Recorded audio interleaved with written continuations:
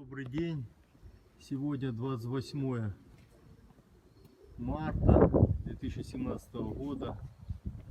Вчера 5 штук голубей покрылись, туча забрала их и так и ни одного нет. Сегодня у нас такая же погода, даже может чуть-чуть сильнее будет. Решили выпустить голубей четверых. Так, чуть-чуть они подорвались. Ветер, конечно, сильный.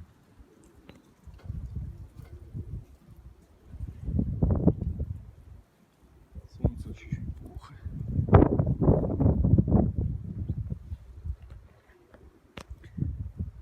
А тут блики вообще я не вижу, что я снимаю.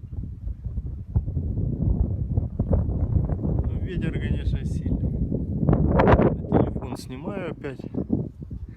Думал, что они вообще их придавят к земле порывами.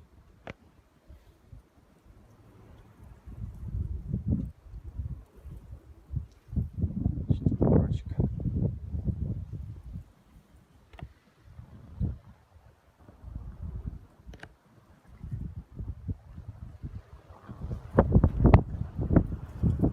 Ох, и видь.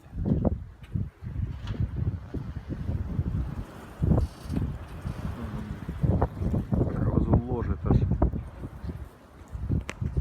Он их уже с высоты уже аж до них положил.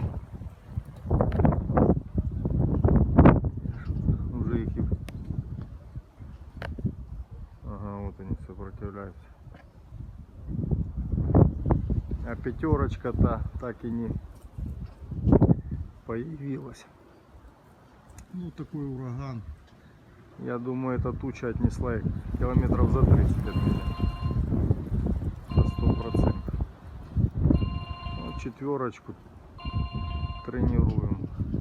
Это голуби, которые еще не летали. Ну, раньше. Более-менее с крыльями у них в порядке. Пускай тренируются, разламываются.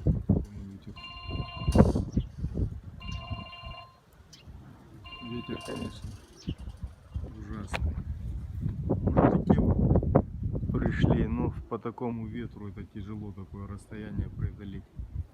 Потом вокруг леса, хищников много.